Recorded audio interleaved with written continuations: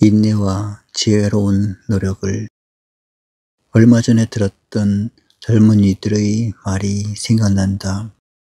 아직도 우리들의 의식구조와 사고방식은 임진왜란 때나 구한말 시대를 벗어나지 못한 것 같다. 답답하다는 것이었다.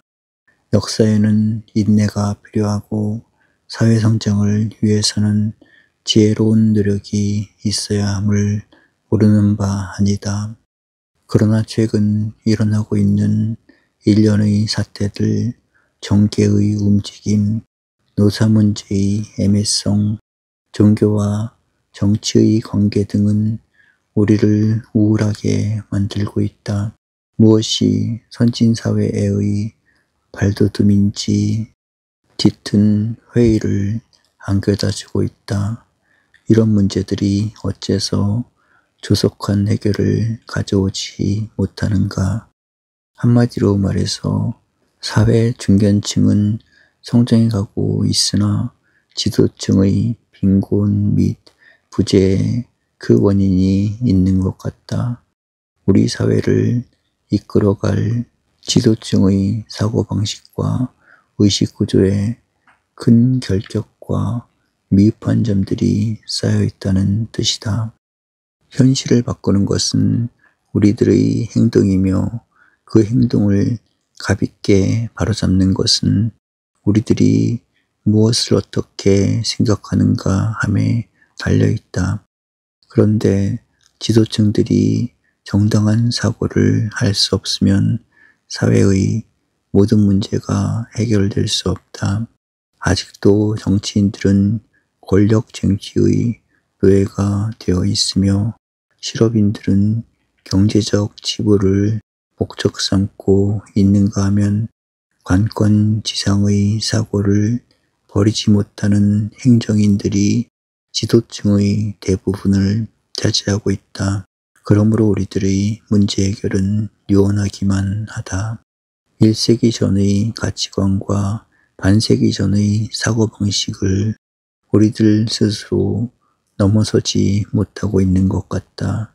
그들의 사고란 어떤 것인가? 내가 출세하고 권력을 누리기 위해 정당을 만들거나 정치 생활을 한다. 그러므로 국가의 장래나 이익보다도 정권을 최상의 목표로 삼는 사고방식을 가진다. 나, 정당, 국가의 순서가 국가를 위한 정당, 정당을 위한 나라는 생각으로 바뀔 수 있을 때 정치활동을 할 자격을 얻는다. 그러나 지금의 정치인들의 사고는 누가 보아도 믿어지지 않을 정도로 자기 중심적이다. 기업도 마찬가지이다. 나보다는 기업은 사회에 대한 봉사를 위해 있다는 생각을 갖고 경영에 임하며 직무에 종사하게 된다면 모든 문제는 해결될 수 있다. 그러나 자기 목적의 경제활동이 우리 모두에게 혜택을 줄 수 있다고 생각할 수는 없다. 만일 이런 위치에서 성공하거나 자신의 뜻이 성취된다면 그들은 곧 독선에 빠지며 자기 절대화의 과오를 범하게 된다. 개방된 사고가 없이는 열려진 사회를 만들 수 없고 개방된 사회가 아니고서는 자유와 평등은 불가능해진다. 그럼에도 불구하고 아직 우리는 우리 모두를 위해서라는 목표와 방법이 뚜렷하지 못하다. 세상의 모든 일은 나를 위해서라고 생각할수록 잘못되나 우리 모두를 위해서라고 염원할 수 있을 때 그 바른 길을 찾게 된다. 내 이익보다는 진실이 중요하며 몇 사람의 만족보다는 사회 공의가 귀하며 우리들의 주장보다도 국민의 의도와 기대가 앞선다는 사고는 지도층 인사들이 지녀야 할 너무나 명백한 사고 방법이 아니겠는가. 그런데 그 뜻이 이루어지지 않고 있기 때문에 뜻있는 국민들이 답답해하고 있는 것이다. 우리는 때때로 여야에서 발표하는 담화 내용을 듣는다. 그들은 언제나 정당을 위한 대변을 할 뿐 국민들이 귀담아 듣기를 원하는 전체적 희망은 안중에 없는 것 같다. 자각 있는 국민들이 거듭되는 성명전이 벌어질 때마다 씁쓸해한다는 사실을 그렇게도 모를 리는 없을 것 같은데 조금도 개선되지 않는다. 그들은 대한민국이 어떤 정당을 위해 있거나 자기 도취에 빠진 어떤 특수층을 위해 있는 것 같이 착각하는 모양이다. 좀 더 국민과 국가 전체를 위한 차원 높은 사고와 문제의식을 가져주어야 할 것이 아니겠는가. 우리가 사고와 판단의 원칙이 틀렸거나 없다고 걱정하는 둘째번 이유는 어디 있는가. 인간은 누구나 과거와 자기를 버릴 줄 알아야 새로운 현재에 살 수 있으며 그 현재는 올바른 선택과 노력에서 미래와 이상을 창조해 누릴 수 있다. 어리석은 대중들은 과거를 위해 산다. 그러므로 그 사람들은 자기 한계를 넘어서지 못하며 옛것을 지키기에 모든 마음을 묶어놓는다. 성서에는 죽은 자들로 하여금 죽은 자를 장사 지내게 하라는 교훈이 있다. 과거주의자들은 옛것을 지키다가 그 생명을 끝낸다. 우리 민족이 왜 불행해졌는가? 국가나 민족의식이 없이 우리 가문, 우리 집안으로 모든 문제를 끌어들였고 행동의 내용은 원수를 갚고 은혜를 갚는 일로 그쳤다. 원수를 갚기 위해 서로 잡아 죽였는가 하면 은혜를 갚는다는 미명 밑에 파멸을 조성하고 분당을 만들었다. 그 결과가 국가와 민족의 비극적 종말을 초래했던 것이다. 그런데 지금 우리들의 사고방식이 그보다 앞선 것이 무엇인가? 과거의 기득권을 지키기 위해 애쓰고 있으며 끼리끼리 살기 위해 모든 힘을 쏟아가고 있다. 우리는 엄연히 알아야 한다. 과거주의자들은 자기를 위하여 폐쇄사회를 만들며 발전과 성장을 해치게 된다는 사실을 사회의 중류층 사람들은 자연히 현재와 현실을 지키는 위치에 머문다. 그들은 현재와 오늘 이상의 것을 창조해 나갈 자신과 능력을 갖고 있지 못하기 때문이다. 그러나 그들은 과거보다는 미래가 중하며 현실 속에는 이상이 있어야 하며 우리들의 노력은 보다 귀한 장래를 위해 있다는 사실을 잘 알고 있다. 그래서 그들이 사회의 조용한 주인공들이며 역사의 추진력을 갖춘 계층이 된다. 그런데 우리들의 현실은 어떻게 되고 있는가? 이 중견층과 과거를 위해 살고 있는 모방 대중의 길을 열어주어야 할 지도층이 빈약하거나 없다는 현실을 최근 모두가 느끼고 있는 것이다. 그래서 국민들의 심정은 한마디로 말하면 괴롭고 답답한 것이다. 그러면 이 지도층 인사들에게 우리, 즉 국민들이 원하는 바는 무엇인가? 우리 모두를 위해 앞으로 무엇이 이루어져야 하겠는가를 생각해 달라는 요청이다. 역시 중요한 것은 사고의 개혁이다. 올바른 사고와 판단이 없는 곳에 어떻게 만족스러운 현실이 따르겠는가? 적어도 지도층 인사들은 과거의 노예가 되지 않아야 함은 물론 장차 무엇이 이 민족과 민족과 국가를 위해 이루어져야 하겠는가를 성의 있게 찾아야 한다.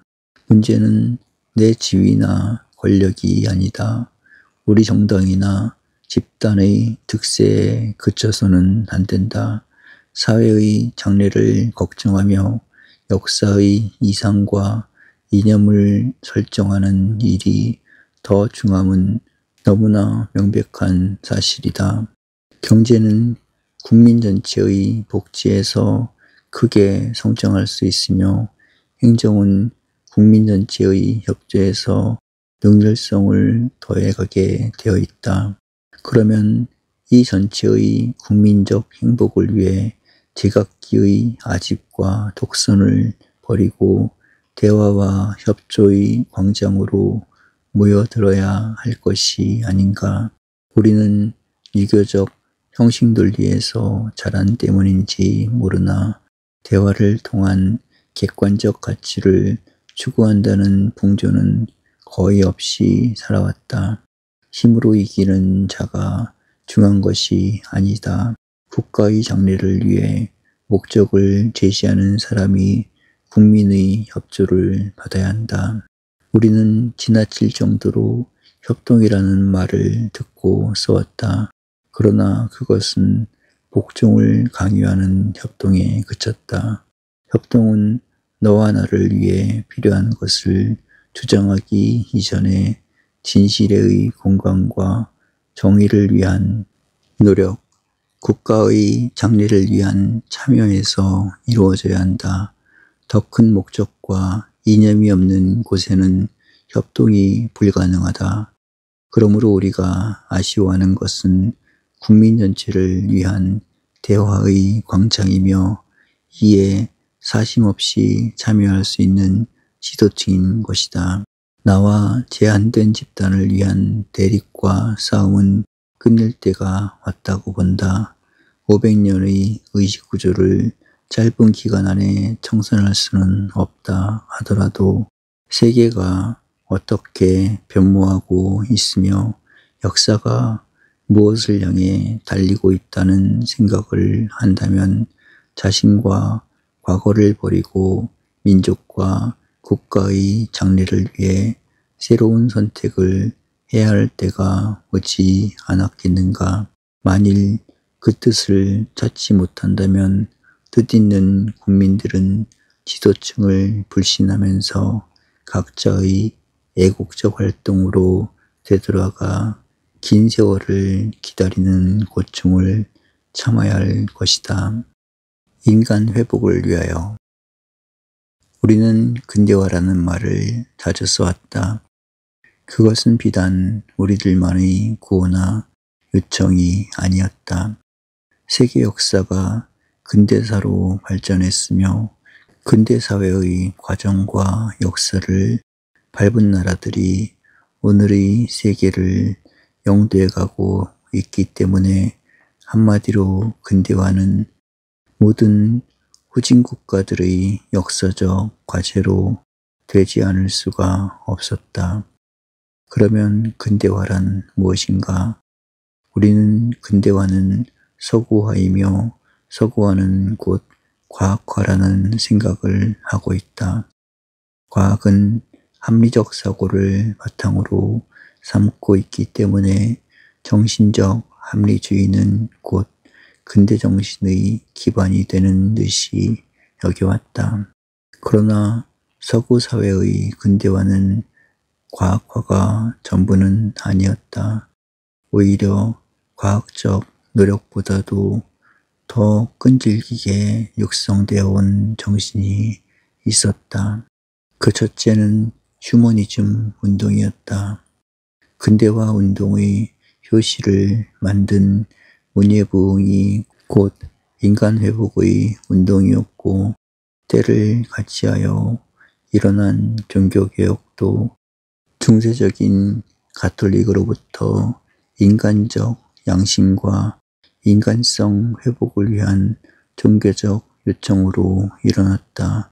그러므로 역사를 깊이 고찰하는 사람들은 성숙된 휴머니즘의 한쪽에서는 르네상스를 만들었고 다른 면에서는 종교개혁을 일으켰다고 지적한다. 다시 말하면 근대화는 새로운 인간회복과 양심선언에서 출발한 것이다.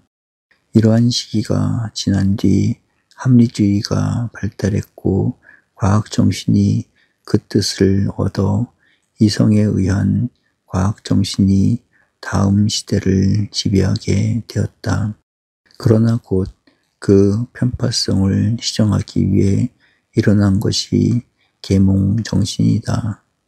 계몽사상은 영국으로부터 발달되어 프랑스와 독일을 휩쓴다. 계몽주의란 다른 것이 아니다. 인간은 모두가 타고난 제각기의 선한 능력을 개발하여 그에 따른 개인의 자유와 사회의 평등이 보장되어야 한다는 정신이다. 우리는 그 뜻을 장자크 루소와 같은 인물에서 충실히 엿볼 수 있다. 즉, 계몽주의의 원천은 이성의 개발과 인간 능력의 선한 발전을 생활의 원동력으로 삼는 정신적 흐름이었다. 계몽주의가 지나가면서 대륙에서는 곧 낭만주의가 팽창한다. 낭만주의는 인간이 지니고 있는 모든 능력 중 이성만이 귀한 것이 아니라 정열이나 감정을 포함한 전인적인 계몽과 활동이 이루어져야 한다는 또 하나의 인간회복 운동이다. 그 뜻이 과학과 영역을 다르게 하는 예술, 특히 문학 분야에서 강하게 작용했던 것이다. 이렇게 본다면 낭만주의 역시 뚜렷한 성격의 인간운동이며 인간회복 정신임을 엿볼 수 있다. 그러나 서구 사회의 전통이 그러하듯이 계몽주의나 낭만주의가 자라게 되면 반드시 그와 대조적인 과학정신이 움트고 꼽힌다. 그래서 19세기의 과학주의가 정신무대의 주류를 차지하게 된다. 한때 우리는 과학 만능시대를 맞은 것 같았다. 뿐만 아니라 과학이 고도의 기술과 기계를 만들어 현대생활을 좌우하게 되었고 우리들의 사고와 생활을 완전히 메커니즘의 방향으로 이끌어가는 추세를 만들기에 이르렀다. 문제는 여기서 그치지 않는다. 전체주의 국가들이 일어나 정치 권력과 무력을 배경으로 모든 국민들을 조직 속에 몰아넣었고 경제 성장을 위한 조직력과 집단적 의식 구조가 현대인들의 생활을 완전히 장악하는 방향의 역사를 만들고 있었다. 말하자면 과학과 기술, 정치와 집단력, 경제와 조직이 완전히 현대인들을 그 수단과 방편으로 삼아버리고 말 정도로 현대는 인간 소외와 자아 상실의 시대를 초래하기에 이른 것이다. 이러한 시대의 풍조가 그대로 연장되어서는 안 되겠다는 자각과 운동이 강렬하게 일어났다.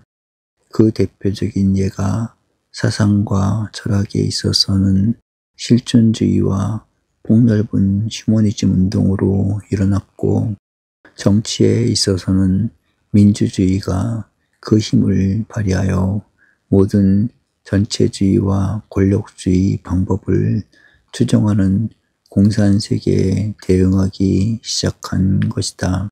그리고 경제와 황금만능의 시대풍조를 새로운 문화운동으로 바로잡으려는 노력이 대두되기 시작했다. 이러한 정신적 상황이 바로 근대화를 계승시켜온 서구 사회의 끈질긴 정신적 흐름과 풍토인 것이다. 뿐만 아니라 이러한 정신적 전통은 많은 학문, 예술, 도덕을 비롯한 정신적 문화를 남겼고 과학 정신이 기술과 기계의 발전을 일으켜 놓은 것이다. 이러한 전통에 비하면 아직도 우리는 근대화의 진정한 의미를 깨닫지 못하고 있다. 과학화는 떠들고 있으나 합리정신은 개발되지 않고 있으며 우리가 도입할 것은 기술과 기계로부터 시작된 정신의 유물이 있을 뿐 과학적 사고와 전통은 찾아 누리지 못하고 있다. 정신적인 문화면에서도 마찬가지다. 그들은 오랜 전통과 사회 이념에 따르는 정신적 발전을 이루어 놓았으나 우리는 그런 과정과 업적을 창조해 누린 일이 없는 실정이다. 그런 상황에서 비상적인 근대화를 추구하고 뒤따르는 동안에 정신적인 알맹이는 놓치고 부수적인 사상과 정신적 유행에 휘말려 버린 인상과 걱정이 든다. 그 결과를 어디서 발견하게 되는가? 오늘 우리들 주변에서 일어나고 있는 힘과 폭력적인 사건들, 황금 만능주의 사상과 그에 따르는 사회 부조리 등이 계속 우리들의 마음을 괴롭히고 있다. 그 때문에 나타나는 인간 경시풍조, 생명에 대한 무관심, 타인의 인격에 대한 무책임성 등이 엿보이고 있다. 우리는 이런 문제를 청소년들의 폭행 사건이나 경제적 부조리를 몰고 오는 제반 비도덕적인 경제활동에서만 엿보는 것이 아니다. 여야가 정책 없는 권력 대립에서 국민들에게 실망을 주고 있다. 몇 억대의 공사가 1원이라든가 10원의 입찰 가격으로 낙찰된다는 웃지 못할 사태도 벌어지고 있다. 그것들을 보면서 자라는 청소년들이 힘이면 무엇이든지 할 수 있으며 돈이 최고라는 생각을 하지 않을 수 있겠는가? 물론 우리는 정신적 단절기를 맞고 있다. 조선왕조 때부터의 유교적인 가치관을 더 연장시킬 수 없으며 그 대신 새로운 가치관이 뿌리를 내리기에는 아직도 먼 거리에 있다. 그러므로 모든 문제가 현실에서 해결되며 그 현실은 힘과 돈으로 처리된다는 불행한 사태를 모면하기는 어려운 상황이다. 그렇다고 해서 무엇이 선이며 무엇이 악이라는 사실마저도 혼돈할 수는 없다. 정의와 불의는 언제 어디서든지 밝혀져야 하며 진실과 거짓이 한 가지로 취급될 수는 없다. 또 몇백만씩을 헤아리는 종교 신자들이 있으며 해마다 몇만 명씩의 대학 졸업생을 사회에 배출하는 대학들이 얼마든지 있지 않은가. 이러한 정신계의 중견 인물들이 있으면서 오늘과 같은 현실을 만들어서야 되겠는가. 우리는 모든 면에서 깊이 반성하며 스스로 책임을 지는 죄책감을 갖지 않을 수가 없다. 인간 상실이란 다른 것이 아니다. 나와 내 후손들이 인간 대우를 받지 못하면서 살게 된다는 뜻이다. 자아상실이란 무엇인가? 결국은 우리들 자신이 인간다운 인간고시를 못하는 사회 속에 살게 된다는 뜻이다. 그렇다면 이런 문제의 기본적인 중요 과제는 어떤 것인가? 우리는 확실히 알아야 한다. 세상의 모든 일은 인간으로부터 시작해서 인간으로 돌아간다는 사실이다. 인간은 처음이면서 마지막이며 인간은 출발이면서 목적이라는 신념을 잃거나 놓쳐서는 안 된다. 인간의 목적은 언제나 인간에 있을 뿐이다. 그럼에도 불구하고 우리들의 현실은 어떻게 되고 있는가? 모든 잘못된 사회가 그러하듯이 인간이 목적이 못되고 항상 수단과 방법으로 떨어지고 있다. 정치는 인간 생활과 자유 및 평등을 보존해 주는데 그 목적이 있다. 그러나 현대사회의 대부분은 인간들이 마치 정치의 수단이나 부속물 같은 취급을 당하고 있다. 공산주의 사회만 그런 것이 아니다.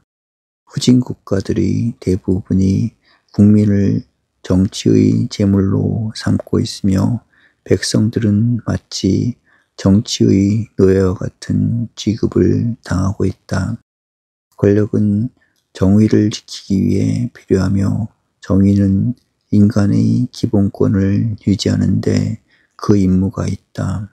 그러나 인간이 정치와 권력의 수단이 되고 노예가 된다면 우리는 도저히 잃어버린 인간성을 되찾을 길이 없어진다. 우리가 공산주의를 배격하며 전체주의를 배제하는 이유가 거기에 있다. 그러므로 인간성 회복과 인간 부활을 위해서는 인간을 주체이면서 목적으로 삼는 민주주의 정책의 구현이 무엇보다도 시급해진다. 국민소득을 올려야 하며 가난한 백성들이 모두 경제적 혜택을 받도록 도와야 하는 데는 재론의 여지가 없다. 그렇다고 해서 경제가 사회생활의 전부이거나 개인생활의 목적인 양 생각해서는 안 된다. 그렇게 되면 국민 대중들은 자기도 모르는 동안에 배금주의 사상에 빠지며 돈이 모든 것의 가능성이며 궁극적인 목적인 듯이 잘못 생각하게 된다. 지금 우리가 바로 그런 과오를 범하고 있다. 가난을 극복하기 위해서 경제 발전을 꾀했던 것이다. 그러나 지금은 경제가 궁극의 목적이며 돈이 인생의 전부인 것으로 생각하는 국민들의 수가 계속 늘어나고 있다. 돈은 필요하다. 우리도 경제적인 발전을 촉진시켜야 한다. 그러나 돈이 인간 생활의 목표도 아니며 경제가 선한 사회의 궁극의 목적도 아니다. 돈과 경제는 무엇인가를 위해 필요한 여건이며 수단인 것이다. 그러면 그 참다운 목적은 어디 있는가? 역시 인간의 선한 생활이 그 최후의 목적인 것이다. 돈은 보다 값있고 선한 생활을 하기 위해 귀중한 과정적 가치이며 방편적 의미를 가져야 한다. 그럼에도 불구하고 우리들의 대다수는 돈과 경제를 인생의 목적으로 삼고 산다. 그 결과는 무엇인가? 돈을 위해서는 인간을 무시하며 수입을 위해서는 인격을 팔며 경제적 욕구를 채우는 일이라면 어떤 비인도적인 행동도 사용하지 않는다. 그것이 바로 인간 상실과 인격 파멸의 결과를 초래했던 것이다. 오늘 우리들의 생활에 있어 기계와 기술이 얼마나 필요하다는 것은 누구도 의심하지 않는다. 서구 사회가 이 과학의 위력에 힘입어 오늘의 성장과 발전을 가져온 것도 사실이다. 그러나 우리는 확실히 알아야 한다. 아무리 과학적 기능과 기계와 기술이 필요해도 그것은 우리들의 생활을 돕기 위해 있는 것이다. 그것들이 우리들의 생활이나 삶의 목적은 아닌 것이다. 기계와 기술의 힘을 빌어 공장이 설립되고 많은 물자가 생산되고 있다. 그 결과는 거대한 것이며 그 영향은 대단한 것이다. 그렇다고 해서 그것이 우리들의 궁극적인 목적이거나 삶의 의미가 그것들을 위해 있는 것은 아니다. 최근 우리가 생명을 걸고 공해와 싸워야 하는 이유가 바로 여기에 있다. 물질적 생산의 유물인 공해가 결국은 우리들의 생명을 누리게 되었고 인간은 생산의 수단과 방편으로 떨어져 가고 있다. 그 결과가 바로 현대의 비극을 만들어 주었다. 인간을 기계의 부속품으로 취급하기에 이르렀고 기술을 위해 고귀한 생의 가치를 송두리째 바치는 사람의 수가 날마다 늘어나고 있다. 그러므로 우리는 과학의 결실인 기술과 기계가 인간을 위해 사용되며 또 인간에게 모든 것들이 선하게 이루어질 수 있도록 최선의 노력을 다하지 않으면 안 된다. 과학의 힘은 선하게 사용되지 못할 때 인류의 비극과 종말이 가능해질 수도 있다. 이러한 문제들은 서구인들이 우리들보다 먼저 겪은 사회 및 역사적 비극의 원인이었다. 그들은 이 사태를 지혜로이 처리하기 위하여 온갖 노력을 기울였으며 그 뜻을 성취시키기 위해 최선의 노력을 다하고 있다.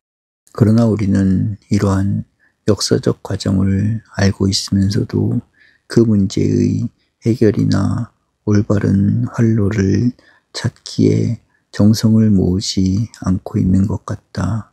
그 결과가 어떻게 될 것인가를 걱정하는 이유가 여기에 있다. 그러면 지금 우리에게 주어진 과제는 무엇인가? 어떻게 잘못되어 가고 있는 현실을 바로잡으며 인간 회복을 위한 방향을 찾아 누릴 수 있는가? 무엇보다도 중요한 임무는 삶 본연의 자세로 돌아가는 일이다. 삶 본연의 자세란 다른 것이 아니다. 균형이 깨지지 않는 조화 있는 생활상을 되찾는 일이다. 건강을 회복하지 않고는 일할 수가 없으며 신체의 각 기능이 제구실을 담당할 수 있어야 하듯이 우리는 편중되었거나 이지러진 삶의 현실을 조화 있는 원상으로 돌이키지 않으면 안 된다. 그 첫째 과제는 물량적이며 경제적인데 쏟고 있는 모든 노력과 집중적이었던 경향을 문화적이며 정신적인 방향으로 이끌어 목적이 있는 경제, 방향이 확실한 물질주의로 되돌아가는 일이다. 옛날의 스파르타는 경제력을 부강한 국가를 만드는 데 바쳤다. 경제가 최고이며 경제를 힘의 재단에 바쳤다. 그 결과는 경제와 더불어 국가의 종말을 초래했다. 그러나 아테네는 그 경제력을 보다 높은 차원인 문화와 정신적인 것을 위해 이용했다. 그 결과로 3000년 동안 인류 문화에 공헌할 수 있었으며 국가의 유업을 영구히 종속시킬 수 있었던 것이다. 그러면 우리가 할 일은 무엇인가? 경제와 돈은 무엇인가를 위해 올바로 쓰여져야 한다. 그 올바른 것의 으뜸되는 것이 문화와 정신적 가치의 구현인 것이다. 바로 그 노력이 없고 그 방향이 주어져 있지 않기 때문에 우리는 오늘과 같은 돈은 있으되 생활은 공허하며 경제가 발전할수록 인간성은 병들어가는 불행을 만들고 있는 것이다. 무엇보다도 필요한 것은 문화적인 전통과 정신적 생활의 의미를 높여가는 일이다. 둘째로 우리에게 요청되는 것은 모든 권력과 힘, 온갖 기계와 기술의 가치가 윤리적이며 도덕적인 선의 가치를 구현하는 데 이바지되어야 한다는 사실이다. 도덕 부재의 사회 속에서 참다운 삶의 의미를 찾으며 윤리가 없는 사회에서 인간의 존엄성과 인격의 가치를 찾는다는 것은 불가능하다. 그럼에도 불구하고 지금 우리가 바로 도덕과 윤리 부재의 생활을 하고 있다. 어디 도덕의 존엄성이 나타나고 있으며 누가 윤리적 사회에 살고 있다는 자부심을 가질 수 있는가? 도덕이란 삶의 방향과 목표를 갖는다는 뜻이다. 윤리는 어떻게 살 것인가를 묻고 그 해답을 얻은 뒤 행동하는 생활을 의미한다. 그러나 지금 우리는 삶의 방향이나 목표도 없으며 어떻게 사는 것이 값 있는 삶이냐는 문제조차 느끼지 않고 있다. 그러면 그 길은 어떻게 가능해지는가? 우리들 자신이 모든 일과 행위에 임할 때 무엇이 선이며 어떻게 행하는 것이 악인가를 물어야 하며 악을 버리고 선을 택하려는 지혜와 용기가 있어야 한다.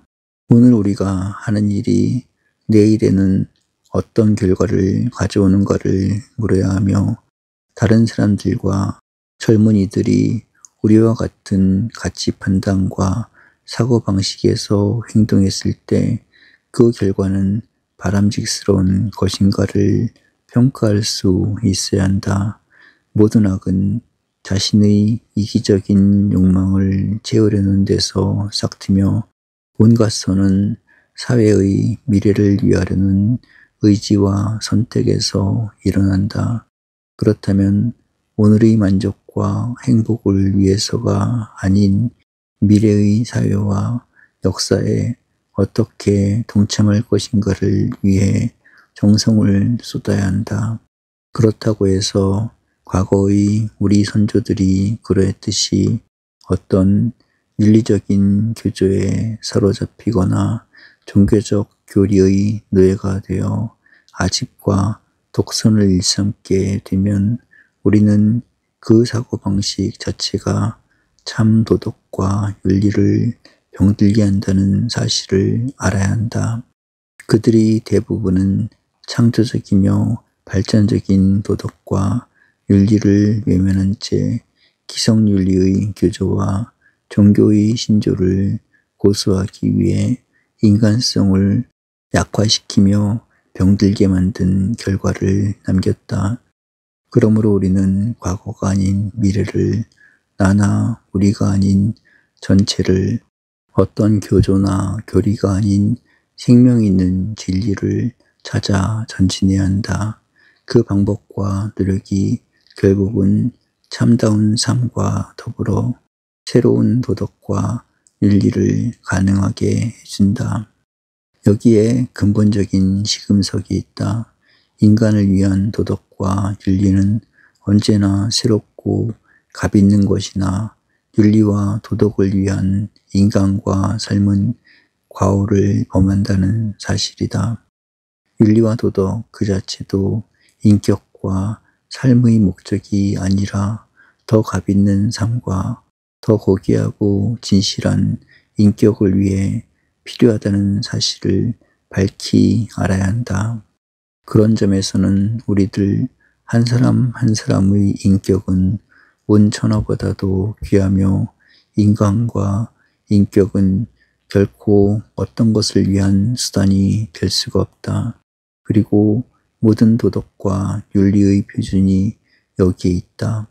만일 이러한 문화적 기대와 도덕적 의무가 선행한다면 또 그 뜻이 채워진다면 우리는 인간 회복과 인간성 부활이 가능한 정신적 상황과 바탕을 장만할 수 있다.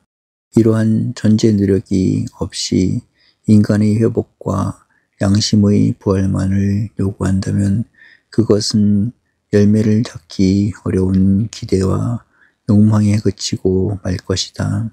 그리고 이러한 노력은 우리들 모두의 책임이며 사회 각계 지도층의 임무가 아닐 수 없다. 그러면 인간 회복과 인간성 부활을 위해 우리가 할 일은 무엇인가? 우리 각자가 문화 참여를 위한 뜻을 굳혀야 한다. 나 자신부터 정신적 가치를 즐기며 생의 의미를 문화적인 데서 찾아 누리는 노력을 하지 않으면 안 된다. 그것이 자신을 위한 길인 동시에 우리 사회의 방향을 올바른 길로 이끄는 원동력이 된다. 책임을 타인에게 묻거나 어떤 특정인에게 요청하기 이전에 나 자신의 문화의 동참이 없이는 모든 일이 불가능하다.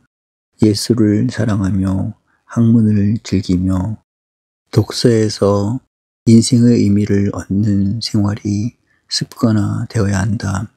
도덕이나 윤리적 욕구는 다른 것이 아니다. 모든 일에 선악을 가리며 인생의 보편적 가치를 추구하는 양심적 노력과 생활에 우리의 뜻을 모으는 일이다. 사회와 역사를 보는 눈이 정당해야 한다. 권력에 아부하거나 화려해 보이는 악에 박수를 보내서는 안 된다. 항시 의와 진실과 선에 짝가려는 선별의식이 있어야 하며 가볍고 선한 삶을 살려는 도의적 원동력을 지니고 있어야 한다. 도덕의식과 실천은 남으로부터 강요당할 수는 없다. 우리들이 자발적인 노력에서 발원하는 것이다. 이러한 우리들의 각오와 노력이 채워지면 자연히 우리는 휴머니즘, 즉 인간주의적 사회풍조에 접하게 된다. 다시 말하면 휴머니즘 운동의 사회화를 막게 된다는 것이다. 서구 사회는 이 휴머니즘 운동이 줄기차게 일어나고도 인간 소외와 자아 상실의 고뇌를 호소하고 있다.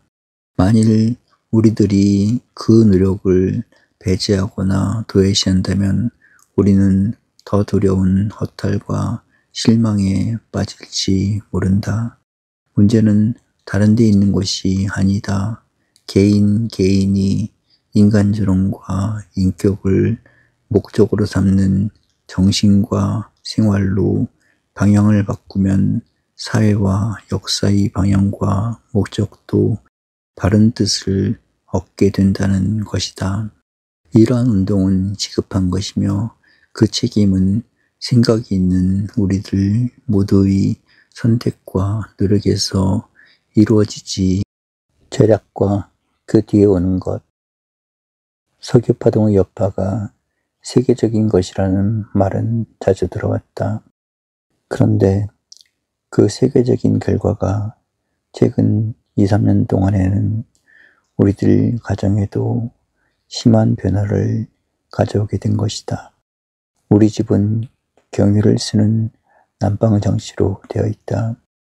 7, 8년 전까지는 대단히 편리했고 비교적 따뜻한 겨울을 보낼 수 있었다. 그러나 석유값이 폭등하기 시작하면서는 자연히 추운 겨울을 보내야 했다. 나보다는 내 아내가 더 절약하는 셈이고 아내보다는 모친이 더 석유를 아끼는 편이다. 겨울에는 일체 내 방은 사용하지 않기로 하고 있다. 나 혼자의 활동을 위해 난방을 할 수가 없으며 스팀 시설이 되어 있으면서 화덕을 따로 피우는 일은 이중적이기 때문에 결국은 내 2층 방은 겨우내 냉방인 셈이다. 아래층 방도 서늘하기는 매일 밤이다. 모친은 하루에도 몇 차례씩 온도 조절기를 돌려 불을 끈다. 이렇게 방이 찬데 어떻게 지나는가 하고 들어가 보면 이불을 뒤집어 쓰고 앉아 계신다. 언제나 하시는 말씀이 석유가 돈보다 귀한데 그 석유가 불타 없어지는 것을 참는 것보다는 이렇게 있는 것이 마음 편하다는 것이다. 그러니 나나 아내는 춥다고 불평할 수가 없다. 내 동생 집은 석탄을 쓰고 있다. 종일 따뜻한 방에서 가족들이 즐기는 셈이다. 나와 아내는 할 수 없이 모친에게 추운 겨울 동안은 동생네 집에 가면 어떠냐고 제안해 본다. 그러나 모친은 그래도 우리 집이 좋은 모양이다. 춥기는 하더라도 석유절약은 내가 있어야지 하는 생각일지도 모른다. 그래서 겨울만 되면 아내는 우리도 모친을 위해서 방 하나는 연탄 아궁이로 바꾸어야 할 것 같다는 얘기를 한다. 결국 경유를 쓰도록 한 나 자신이 제일 고생을 당하는 셈이다. 겨울 동안은 내 방에 머물지 못하는 신세가 된다. 그리고 모친은 나 때문에 고생을 하는 결과가 된다. 석유 한 방울도 나지 않는 우리 주제에 한 방울의 석유라도 아껴야 한다는 모친과 아내의 의견은 정당하기 때문이다. 이런 현상은 우리만이 아니다. 지난 겨울에 미국에 갔다가 딸들이 사는 집에 들렀다. 그 애들도 큰 방에는 화덕을 놓고 한 방에 모여 있다가 잠잘 때만 제각기의 방으로 가곤 하는 실정이었다.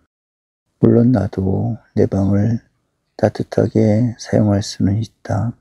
내가 좀 더 수입을 올리면 남부럽지 않게 편하게 지낼 수 있고 그렇게 하는 것이 더 능률적인 활동을 가져올 수도 있다.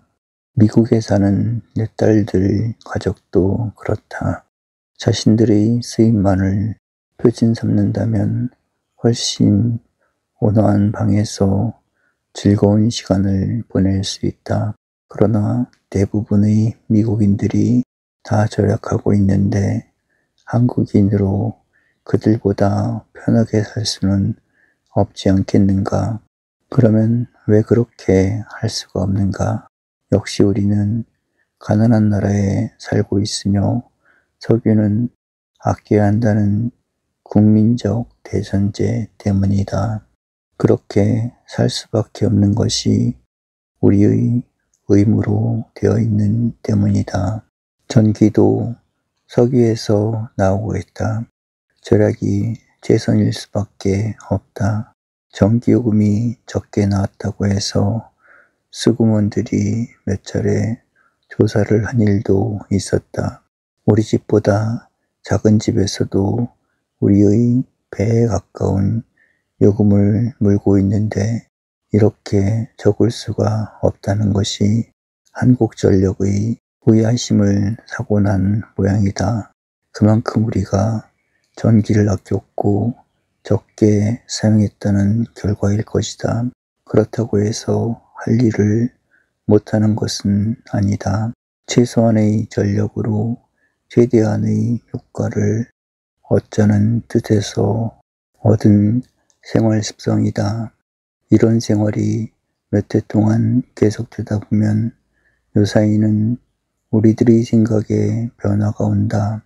차라리 모든 생활이 원시적인 것으로 환원되는 편이 좋지 않은가 하는 생각이다. 나는 어렸을 때 초가집 흙벽으로 된 집에서 살았다. 흙벽집은 여러분 서늘하고 겨울은 따뜻했다. 부엌에서 식사를 짓는 열로 방을 덮이면 겨우내 알맞은 방온도를 유지할 수 있었다. 밥을 짓는 전기나 가스의 낭비도 없었고 우물물을 썼기 때문에 양수시설에 따르는 전기 활용도 적었다. 물론 과학의 혜택과 생활의 편리는 우리 모두가 누려야 한다. 그러나 지나친 소비가 우리들의 낭비 풍조를 낳았고 그 결과는 세계적인 자원 부족과 불경기를 가져왔는가 하면 심하게 되면 세계전쟁의 가능성까지 유도해 가고 있다.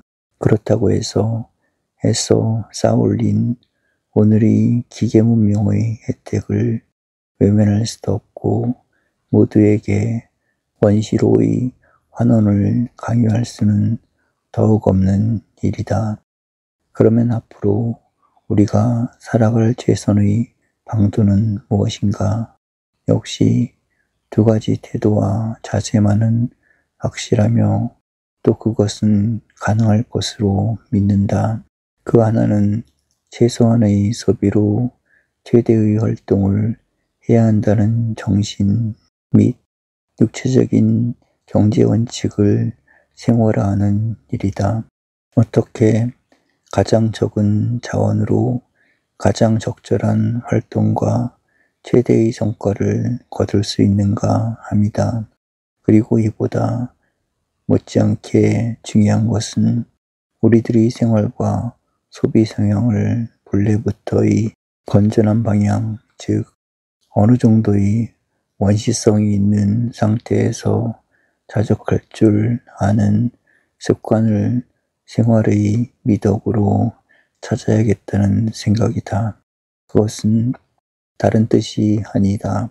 경제적 소비 못지않게 정신적 생산에서 인생의 의미를 찾으며 건전한 인격적 성장과 사귐에서 인생의 풍부성과 가치를 동시에 증진시키자는 뜻이다. 우리는 한 날개가 지나치게 자란 새와 같은 기형적 생활을 하고 있다. 그러므로 균형 잡혀야 할 다른 날개가 약해지고 있으며 심지어는 새 자체의 본성과 운명을 잃어버리고 있다. 물질적 소비에서 생의 의미를 찾기만 하면 정신적 성장은 어떻게 되며 인격과 인간성 자체의 약화와 인간 상실의 비극은 어떻게 막을 수 있을까? 역시 편중되었기 때문에 불행을 초래하고 있는 우리들의 삶의 현실을 우리들 스스로가 건전한 방향으로 개선해 나가지 않으면 안 되겠다. 일과 돈의 관계. 요즘 젊은이들은 보릿고개의 뜻을 모른다. 가을에 취소한 곡식은 다 먹고 보리철이 되려면 아직 오래 기다려야 한다. 굶주린 농민들은 할 수 없이 소나무 껍질을 벗겨 먹거나 풀뿌리로 연명해야 한다. 그것도 안 되면 쪽바가지를 꿰짜고 문정걸식을 나선다. 나도 어렸을 때는 가난한 우리 집 쌀이문을 들치고 들어오면서 밥 한 술이라도 달라고 구걸하던 사람들을 자주 보면서 자랐다. 사람들은 그때가 되면 속히 보리고개가 지나야겠는데 라고 말하곤 했다. 밥만 먹게 해주면 돈은 받지 않아도 좋으니까 일을 시켜달라는 사람들이 얼마든지 있었다. 영양 부족과 굶주림으로 죽어가는 사람도 적지 않았다. 이런 보릿고개라는 말이 자취를 감춘 것만도 크게 다행스러운 일이다. 이런 이야기를 해주면 젊은이들은 어째서 그런 저지로까지 몰락했었느냐고 묻는다. 그러나 그 대답은 극히 간단하다. 일을 싫어했기 때문이다. 일에 대한 기피증이 그러한 가난과 굶주림을 몰고 왔던 것이다. 나는 어렸을 때 놀고 먹는 발자가 상발자지라는 말을 어디서나 들었다. 나도 그렇게 생각했다. 내 모친이 나를 중학교에 보낼 때도 같은 말을 했다. 너는 건강이 나빠서 노동을 못할 테니까 놀고 먹는 직업을 택하라는 것이 어머니의 소원이었다. 나보다 3살 위인 내 누나 친구들은 다 같은 노래를 부르고 있었다. 우편 배달부에게 시집을 가야지 농사꾼한테 시집을 가서는 안 된다는 노래였다. 우편 배달부에게 시집을 가면 자기는 놀고 먹을 수 있으나 농사꾼에게 시집을 가면 땀을 흘리면서 일을 해야 한다. 그 일이 싫었던 것이다. 젊은이들은 일을 하기 싫으니까 도시로 몰려든다. 육체 노동을 하지 않는 곳으로 가고 싶었기 때문이다. 이렇게 심한 일의 기피증을 안고 살면서 굶주림에서 벗어날 길이 있었겠는가? 육체 노동을 전시하고 부끄럽게 여긴 것은 더 말할 필요도 없다. 이러한 일에 대한 기피증은 지금도 잠재적으로 나타나고 있다. 나이도 많지 않은 사람들이 술자석에서 부르는 노래를 들어보라. 노세 노세 젊어서 노세 늙어지면 못 노나니 라는 식이다. 그들은 늙으면 또 어떤 노래를 부르겠는가? 노세 노세 늙어 노세 젊어서는 못 놀았나니 라고 다방마다 가득 차 있는 젊은이들의 모습. 돈이 있다고 해서 놀러 다니는 부유층 자제들, 옆에 일거리를 두고도 우선 돌고 보자는 생각을 하는 청소년들을 보면 답답한 생각이 든다. 시골 아낙네들은 아직도 아니 놀지는 못하리라는 가락을 잘 부르고 있다. 요새 우리가 보리고개라는 말을 잊고 있다는 것은 이러한 일에 대한 기피증으로부터는 풀려났다는 증거이다. 그러나 아직도 비슷한 풍조에 젖어 있는 이가 있다면 본인이나 사회를 위해 크게 근심스러운 일이다. 가난과 불행의 원인은 언제나 한 가지 뿌리에서 자란다. 일에 대한 기피증이다. 게으름이다. 그래서 석가님도 게으름은 지옥에 해당한다고 가르쳤다. 모든 죄악이 게으름에서 발단되기 때문이다. 게으름은 만악의 뿌리가 된다. 이제 이러한 기피증을 벗어나게 되면 사람들은 아주 귀중한 교훈을 스스로 체험해 얻는다. 그것은 일이 돈보다 귀하다는 생각이다. 가난할 때는 먹기 위해 일한다. 그래야 사니까 그렇다. 그러나 가난을 벗어나게 되면 돈을 벌기 위해 일한다. 돈이 일의 목적이 된다. 수입이 없는 일은 하기 싫어지며 모든 일의 목표가 돈이 된다. 봉급이 많은 직장을 찾아가는 이유도 거기에 있다. 지금의 우리는 대부분이 이 단계에 머무르고 있다. 그러나 다시 한 단계 올라서게 되면 돈보다도 일이 중하다는 사실을 깨닫게 된다. 돈은 인생의 의미를 높여주지 못한다. 그러나 값 있는 일은 인생을 고귀하게 만들어준다. 사업을 하는 사람도 그렇다. 처음에는 돈을 벌기 위해 일을 한다. 그러다가 재산을 모으게 되면 돈보다 일이 귀하며 무슨 일을 얼마나 많이 했는가에 따라 인생이 평가된다는 사실을 깨닫게 된다. 학자나 예술가는 돈을 위해서 일하는 사람이 아니다. 오히려 돈을 사랑하게 되면 참다운 학문이나 예술은 탄생하지 못한다. 그들이 원하는 것은 값진 예술이나 학문이다. 그렇기 때문에 그들은 가난하더라도 사회인들의 존경을 받는다. 돈보다는 일을 사랑한 사람들인 때문이다. 또 돈을 많이 번 사람은 그 돈으로 사회에 값 있는 일을 한다.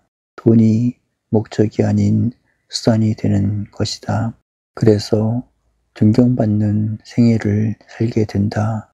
그렇다면 우리가 지녀야 할 인생의 단계는 어떤 것인가? 일에 대한 기피증을 버려야 함은 두말할 필요가 없다. 돈을 위해 일하는 것은 잘못이 아니다. 그러나 일이 돈보다 귀하다는 생각은 누구나 할 수 있어야 한다. 일이 돈을 따르게 되면 잘못이 온다. 그러나 돈이 일을 따르게 되면 모든 것이 건전한 방향으로 자리 잡힌다. 무슨 일을 얼마나 열심히 했는가 함에 인생의 의미가 달려있다는 사실을 잊어서는 안 될 것이다. 30대의 의미. 사회는 점점 젊어지고 있다. 케네디가 40대 초반기에 미국의 대통령이 되었다. 그의 동생인 알 케네디가 죽지 않았다면 미국은 30대의 대통령을 맞았을 것이라고 말하는 사람들이 있다. 허치슨 총장은 30세에 시카고 대학에 부임하여 세계적인 대학으로 발전시켰고 미래 사회의 꿈은 20대가 갖는다는 생각을 대부분의 서구인들이 인정하고 있다. 장인 유서를 지켜오던 동양 사회에서도 가장 유능하게 일할 수 있는 시기는 30대라고 믿기에 이르렀다. 사실 30대에 성인다운 성장을 하지 못한다면 성공적인 일생을 살아갈 수는 없다. 그래서 20대 후반기에서 30대 전반기까지는 야망의 계절이라고 불러서 좋을 것 같다. 야망이란 무엇인가를 위한 의욕적인 희망을 뜻하는 말이다. 의욕이란 어느 정도 본능적이며 본능은 인간적 욕망을 동반한다. 욕심스러울 정도로 희망적이며 지나칠 정도로 의욕적인 계절이기 때문에 야망이라는 말을 쓰는 것이다. 그렇다고 해서 그 욕구와 희망이 자신의 욕망이나 행복감에 한계지어진다면 그것은 야망이 갖는 사회적 의미는 못 된다. 오히려 사회적 의무와 책임을 강렬히 느끼면서 일다운 일을 하고 싶은 심정이 야망인 것이다. 곤명심도 뒤따를 수 있으나 일의 사회적 의미도 동반해야 하며 성공을 뜻하면서도 보람 있는 업적을 남기고 싶은 것이 알찬 30대의 희망인 것이다. 다시 말하면 이기적이거나 폐쇄적인 개인 본위의 생활 속에는 야망이 깃들일 곳이 없다. 그렇다고 해서 지적으로 빈곤한 의욕을 그대로 야망이라고는 보지 않는다. 우리는 젊은 세대를 기다리고 있다. 그러나 정신적 성숙이 없는 육체적 젊음만을 뜻해서는 안 된다. 감상주의에 도취되어 있거나 할 일 없이 소일하면서 젊음을 낭비하는 청년들은 야망도 없고 사회적 기대도 저버리는 사람들이다. 우리가 기대하는 젊은 세대는 50대와의 대화에서 앞설 수 있는 20대이며 60대와 함께 사회적 책임에 동참할 수 있는 30대인 것이다.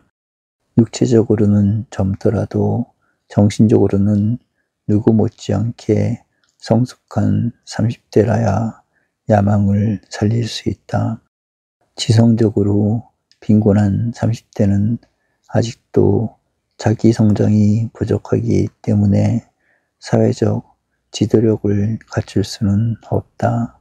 알 것을 다 알고 배울 것을 다 배운 30대이며 그만큼 세상을 주관을 갖고 보고 판단할 수 있는 지성을 구비한 젊은 세대가 기대된다. 야망적인 30대라고 해서 사회적 공존을 해치며 이웃과 협조할 수 없는 사람은 그 야망이 사회적 배단을 끼칠 수도 있다. 유아 독존도 사회생활에는 용납되지 않으며 타협을 모르는 아집과 독서는 금물이다. 지도자는 언제나 사회 속에 살면서 남들의 공감적 지지와 후원을 받아야 한다. 그런 의미에서 세련된 야망과 성숙된 사리 판단은 필수적인 조건이 된다. 현대가 야망이 있는 젊은이를 원하며 야성적인 기질을 찾는 이유의 하나는 우리들의 현실이 지나치게 합리화했으며 메커니즘의 굴레 속에서 일상생활을 보내고 있기 때문이다. 인간 본래의 정열과 소박하고도 자연스러운 인간성의 그리움을 야망으로 표현하고 있는 것 같다. 그것은 마치 교양적으로 세련되어 있으나 힘이 없으며 의지가 약한 인간들에게 불만스러움을 느끼는 시대적 정신풍토일지도 모른다. 그런 면에서 30대답게 자연스러우면서도 억세고 의욕적으로 일할 수 있으며 창조적 능력을 갖춘 30대가 소망스럽다. 야망적인 30대를 생각하는 것은 잃었던 옛 기질을 회복하면서도 미래를 개척해가는 정열적이며 틀에 얽매이지 않는 인간성의 향수인 것이다. 이상과 같은 뜻에서라면 우리는 서슴지 않고 야망의 30대를 기대해 볼 만하다. 행복은 과정에서. 누구나 행복을 구한다. 그래서 행복이 목적인 것으로 착각하는 경우가 있다. 행복해지기 위해서 일을 한다는 생각은 할 수 있다. 그러나 행복이 먼 앞날에 있는 것은 아니다. 행복이 미래에만 있다면 인간은 행복해질 수가 없다. 미래는 아직 오지 않았고 우리는 현재에 살고 있기 때문이다. 그렇다고 행복이 과거에 있는 것은 더욱 아니다. 과거는 이미 사라져 없어졌기 때문에 과거의 행복도 있을 곳이 없다. 그러면 행복은 어디에 있는가? 행복이 머무르는 곳은 언제나 현재뿐이다. 지금 여기에 있는 행복이 행복이다. 그런데 현재라는 시간은 하나의 과정이며 흐름이다. 미래에서 현재를 거쳐 과거로 가는 것이 시간이라고 해도 현재는 지나가는 과정이며 시간이 과거로부터 현재를 거쳐 미래로 간다고 해도 현재는 지나가는 순간이다. 행복이 있다면 이러한 순간으로서의 현재에 있을 뿐이다. 오직 인간에게는 행복의 기대와 욕망이 본래부터 있으며 그 행복의 기대와 욕망을 미래로 예측했을 때 행복은 우리 앞에 있는 것으로 생각할 수 있다. 그러나 미래를 위해 현재를 공허하게 만들 수도 없으며 과거 때문에 현재를 잃는 어리석음을 범해서도 안 된다. 그렇다면 행복은 현재에만 머무를 수 있고 현재는 지나가는 시간의 과정이라면 행복은 과정으로서의 현재에 머물러야 한다는 결론이 된다. 까다로운 이론을 떠나 우리들의 현실에서 찾아보기로 하자. 10년쯤 전의 일이다. 서울대학교에 있는 친구 교수가 전화를 걸어왔다. 재작년부터 신청해 두었던 전화가 가설되었기 때문에 전화를 걸어 보고 싶어 다이얼을 돌렸다는 것이다. 바쁘지 않으면 몇 분 동안 얘기를 좀 해도 좋겠느냐는 것이었다. 친구의 표정으로 보아 그렇게 즐겁고 행복해 보일 수가 없었다. 자기가 전화를 끝낸 뒤에는 부인이 걸어볼 작정이며 큰딸도 순서를 기다리고 있다는 얘기까지 해주었다. 내 친구만 그런 것이 아니다. 15년 전에 내가 처음 전화를 놓았을 때도 같았다. 가족들이 너무 좋아서 어쩔 줄을 몰랐다. 내가 전화를 신청했을 당시에는 신청자가 많아 전화국에서 제비를 뽑았다. 20대 일이나 되는 경쟁에서 뽑혔기 때문에 며칠을 두고 그 뽑히던 얘기를 계속했다. 스릴이 있었던 것도 사실이다. 추첨 장소에서 새어나오는 마이크 소리를 여러 사람들 속에서 들었기 때문이다. 이제 다 됐지. 끝내는 거야. 뭐 한 사람 더 남았어. 똑똑히 봐. 그럼 마지막으로 한 사람만 더 뽑는 거야 하더니 몇 번 하는 것이었다. 그렇게 뽑힌 것이 바로 우리 집 전화였다. 그런 어려움을 거쳐 놓은 것이 우리 전화였기 때문에 온 가족의 즐거움은 대단한 것이었다. 전화를 어디에 놓는가도 문제거리였고 어떻게 곱게 다루느냐고 마음 쓰면서 지냈다. 지금은 내 친구가 그런 작은 행복감에 가족과 더불어 젖어 있는 것이다. 그러나 요사이 잘 사는 가정에서 태어나서 자라는 어린이들은 그런 즐거움과 행복감을 모르면서 산다. 자랄 때부터 전화가 있었기 때문에 고마움도 없으며 행복감도 없다. 누가 전화를 놓고 즐긴다면 그런 걸 다 가지고 말썽인가고 웃어버리고 만다. 요사이는 적지 않은 가정들이 자가용을 가지고 즐기는 모양이다. 처음에 차를 샀을 때는 밤에 나와 차를 닦으며 야단이다. 내가 아는 친구는 차를 산 날 밤에는 한잠도 안 잤다고 말했다. 사놓으라면 좋은 세상도 온다고까지 부인이 좋아했던 것이다. 그러나 내 친구 아들, 딸들에게는 그런 행복이 없다. 태어날 때부터 차가 있었으니까 세상은 다 그런 것으로 생각하면서 인생을 시작할 테니 말이다. 집도 그렇다.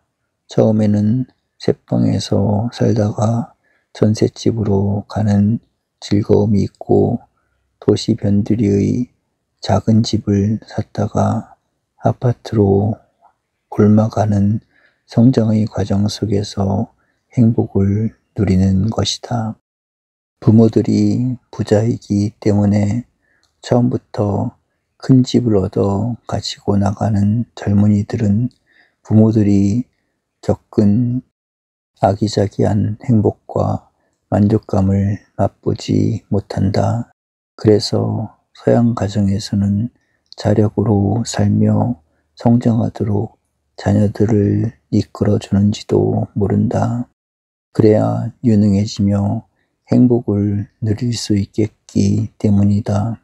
만일 이와 반대로 한꺼번에 삶의 목표에 도달해 버리고 만다면 그는 마지막 행복밖에는 누리지 못한다. 등산의 즐거움은 밑바닥에서 높은 산정까지 올라가는 도중에 누리는 것이다. 헬리콥터로 꼭대기까지 수고 없이 올라가고 만다면 등산의 희열은 맛볼 수가 없다. 인생의 층층대를 걸어 올라가는 사람은 그 층계 하나하나에 인생의 뜻을 두면서 오르는 것이다. 그때 그때의 의미와 감사를 모른다면 결국은 마지막 층계에 오른 즐거움밖에는 남을 바가 없지 않겠는가. 그런데 여기 더 중요한 문제가 남는다. 등산을 끝낸 사람은 정상에서 내려오지 않으면 안 된다. 등산객은 더 올라갈 곳이 없기 때문에 내려오는 일이 괴롭거나 불행을 동반하지 않는다. 그러나 인생의 과정은 그렇지 않다. 모든 즐거움과 행복은 올라갈 때에 있다. 그러나 내려오는 인생은 언제나 슬픔과 불행을 동반한다. 쓴 것이 끝나면 단 것이 온다는 말이 있다. 그것을 거꾸로 놓으면 단 것이 다한 뒤에는 쓴 것이 온다는 뜻이다. 더 올라갈 인생의 과정이 없는 사람은 불행을 겪어야 한다. 인생의 비극이 여기에 있다.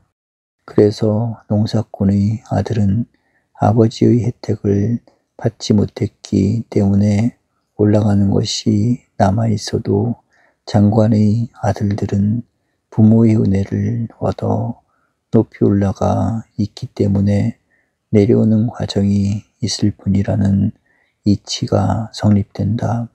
부유한 사회의 청소년들보다는 가난한 국가의 젊은이들이 더 행복해질 수 있다는 이유가 여기에 있다.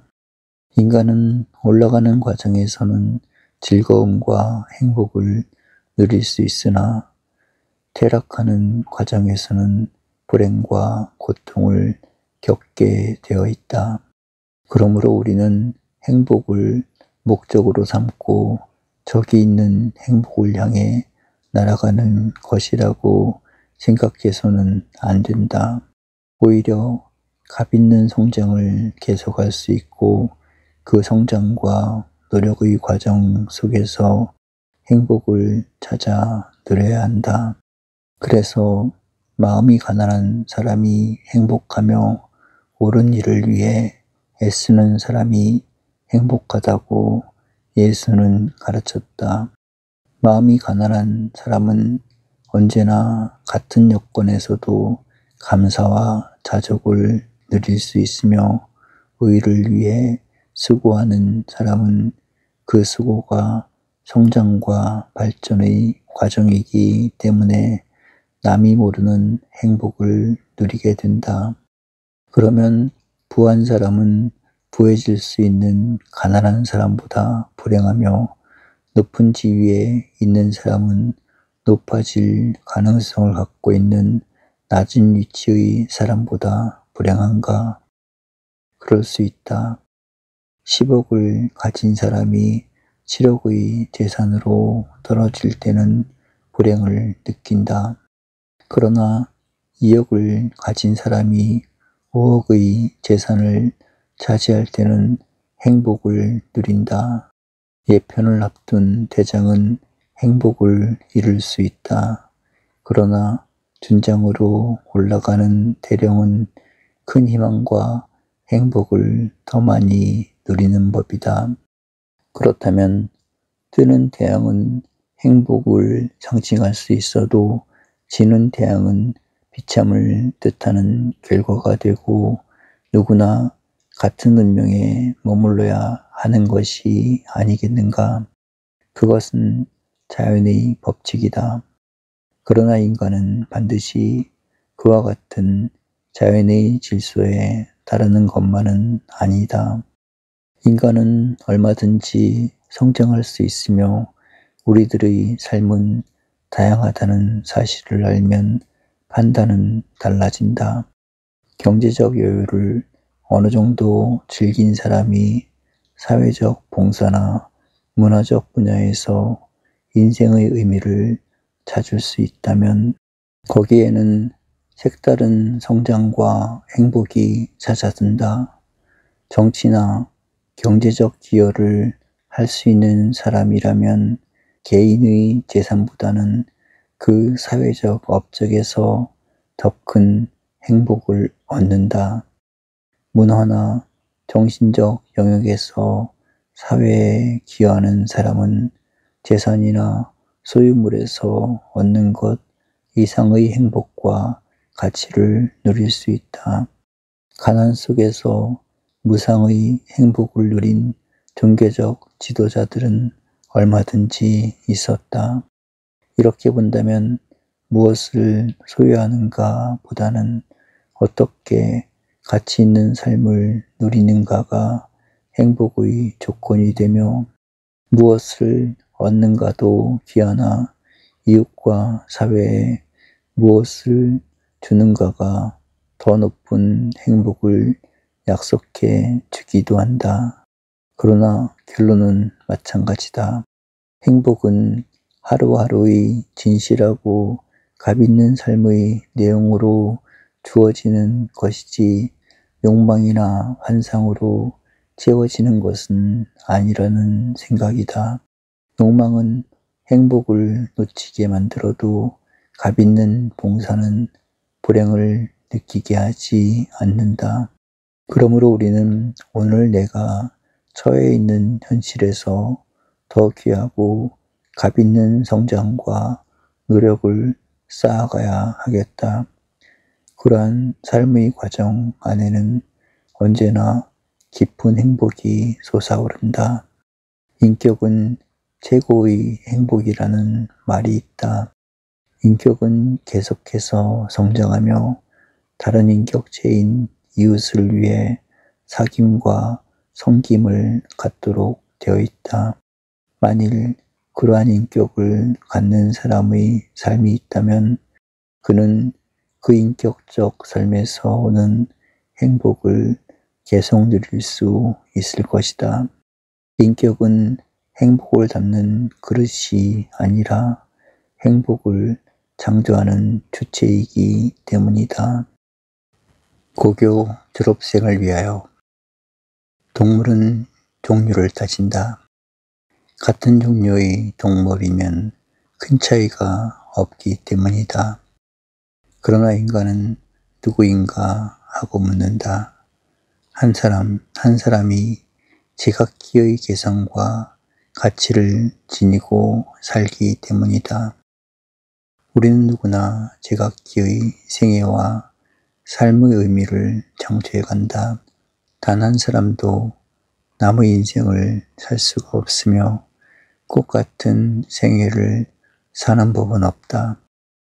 만일 그런 사람이 있다면 그는 자아의 인생을 살지 못하는 동물과 별로 큰 차이가 없을 것이다. 그러면 이러한 개성과 자아성은 언제 형성되며 발견되는 것인가? 일찍 찾는 사람들은 10여 세라고 말한다. 훌륭한 예술가들이 그때 벌써 자신의 소질을 발견하며 대부분의 종교적 지도자들은 어렸을 때 인생의 의미를 깨닫는다고 말한다. 그러므로 늦더라도 고등학교 시절에는 개성의 육성과 자아의 발견은 이루어져야 한다. 그 시기에 자아 발견을 못한 사람은 일생 동안 자신을 알지 못하며 값있는 인생을 살기는 어려워진다. 들성 부른 나무는 떡잎부터 알아본다는 말이 있다. 스물이 될 때까지 자신을 발견하지 못한 사람이 어떻게 자신과 신념을 갖춘 일생을 살아갈 수 있겠는가? 그럼에도 불구하고 우리는 무책임한 선택과 자신의 의미를 모르면서 살아가는 적지 않은 청소년들을 발견한다. 대학 진학을 앞둔 고등학생들이 친구들에게 무슨 과를 가느냐고 물으면서 나도 그 계통으로 가볼까라고 진로를 결정짓는다면 그가 즐겁고 뜻있는 대학 생활을 할 수 있겠는가? 어떤 학생들은 아무 과라도 좋으니까 인류대학에만 입학하면 된다는 생각을 넘어서지 못한다. 그렇게 개성이 없고 방향 감각이 둔한 학생이 과연 대학 생활을 값있게 할 수 있는가? 그럼에도 불구하고 아직도 이런 개성이 없는 선택을 하는 청소년들이 놀라울 정도로 많이 있다. 대학에 있어 보면 적성에 맞지 않아 과를 옮기고 싶다는 학생들이 상상 이외로 많다. 법과에 와보았더니 학문적인 분야는 적고 법을 따로 외워야 하는 책임이 너무 크다는 얘기다. 그런 줄은 모르고 왔다는 것이다. 그런 학생은 법과를 택하는 목적도 확실치 않았지만 법의 학문적 분야가 있다는 사실은 모르고 있는 것 같다. 전공을 선택하는데도 그렇다. 취미나 소질, 개성이나 장래성 때문이기보다는 취직이 쉽고 수입을 올릴 수 있는 학과면 된다. 그래서 의과나 공과를 택했다가 도중에 방향을 바꾸는 대학생들이 자주 생긴다. 문제는 대학을 택하는 것이 아니다. 내 전공 분야를 어디에 두는가 함에 있다. 커트라인 때문에 대학과 과를 택할 정도의 학생이라면 사실은 대학에 갈 자격이 없는 것이 아닐까. 그렇게도 이상이 없고 자의식이 적은 사람이 무엇 때문에 대학을 찾는 것일까? 대체로 이런 학생들이 결국은 값 있는 대학 생활을 하지 못하며 자신의 일생을 학문과 더불어 살려가지 못한다. 왜 이런 결과가 되는가? 중고등학교 때 교육이 잘못되었기 때문이다. 고등학교는 그 자체의 목적이 있어야 한다. 그것은 학생 각자가 자신의 성장을 위해 고등학교 과정을 밟아야 하며 또 3년간을 자기 발견과 자기 육성에 바칠 수 있는 기간이 되어야 한다. 그럼에도 불구하고 대학 입시를 위한 기계적인 공부에 모든 시간과 정력을 쏟다 보면 가장 소중한 자신을 잃어버린다. 시험을 치르기 위해 음악이나 미술을 배우기 때문에 예술이 무엇인지도 모른다. 국어 시간은 입시를 위한 준비 공부로 그치기 때문에 사상도 모르고 문학도 모르는 동안에 끝난다. 영어는 왜 배우는가? 입학시험 때문이다. 수학도 그렇다. 마치 대학 입시에 영어나 수학이 들어있지 않으면 그것들은 필요가 없는 항목과 같이 착각할 지경이다. 이러한 교육 속에서 자기 발견이 어떻게 가능하겠는가? 또 자기를 모르는 사람이 어떻게 지도자의 자격을 갖추는 대학 교육을 해낼 수 있겠는가?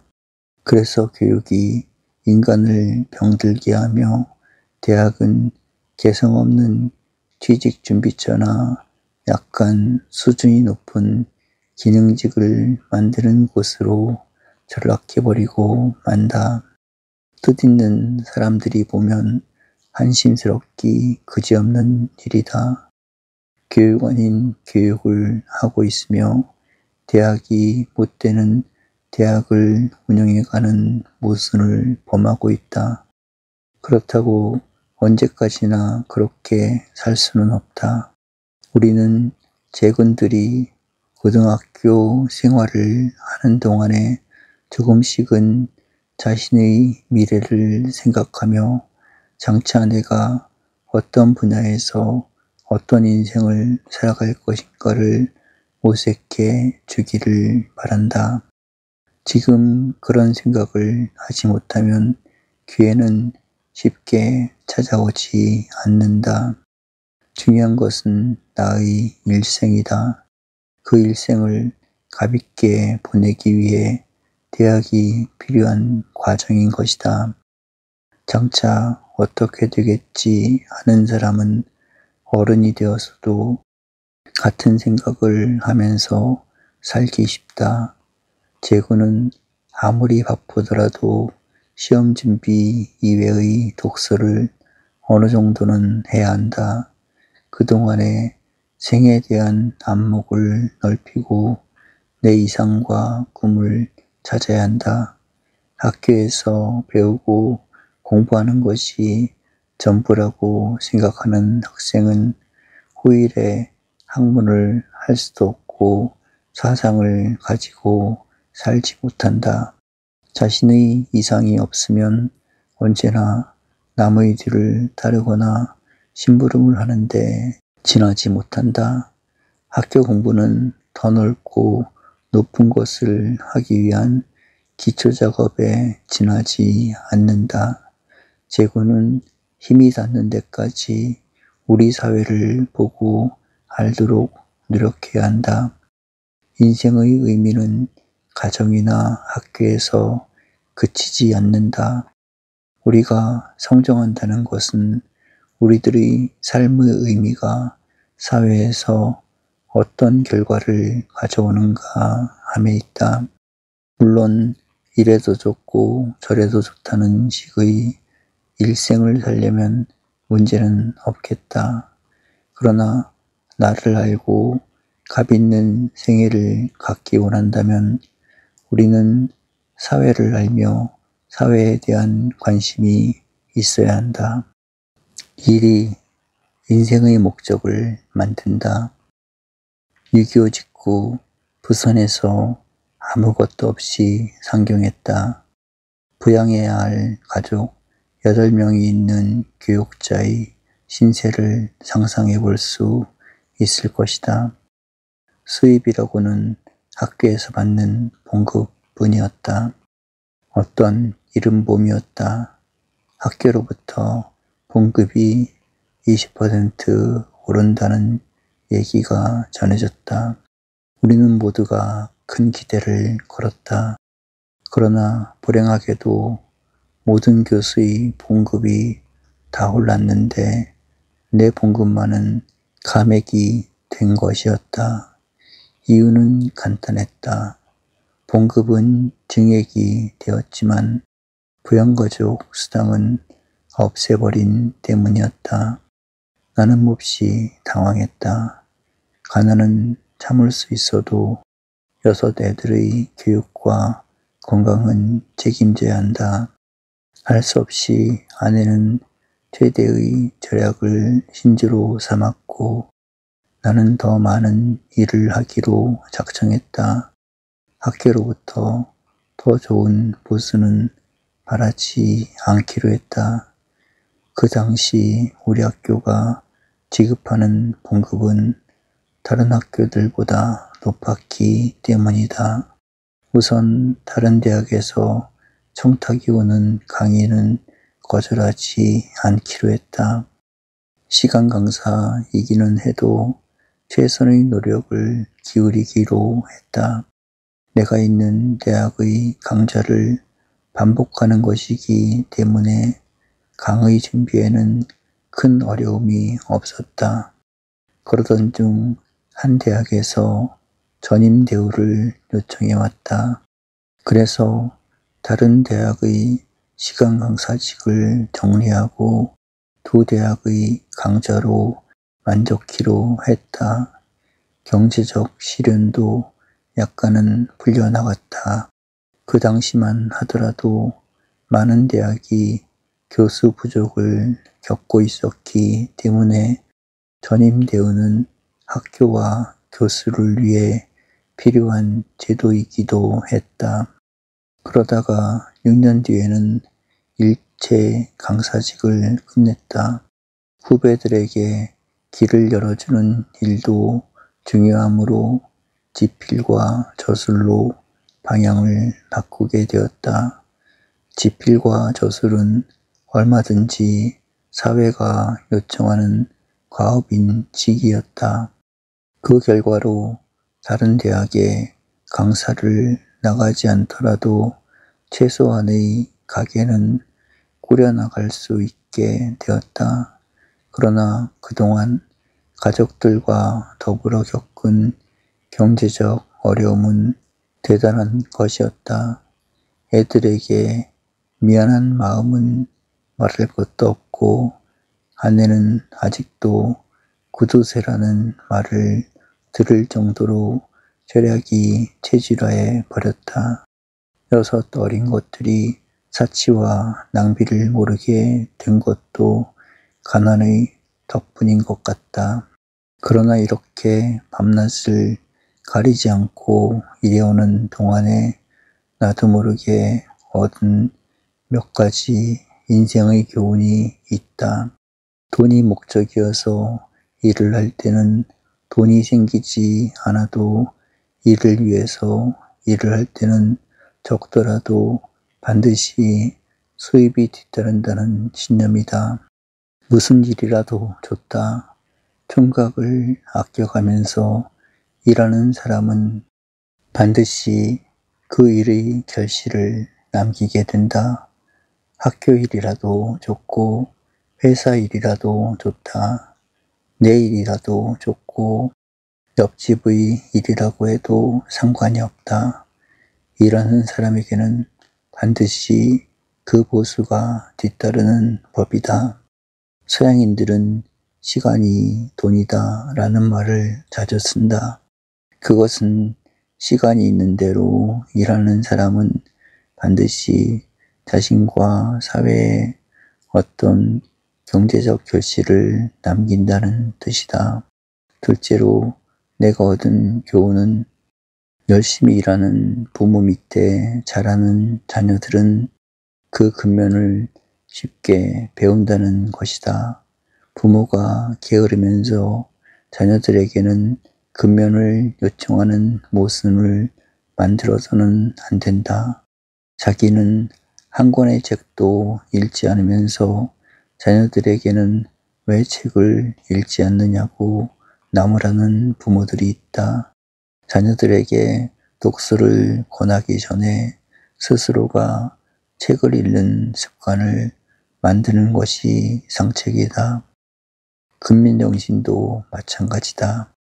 열심히 일하는 부모를 보면서 자라는 어린이들이 게으른 생활은 하지 않는다. 절약도 마찬가지다.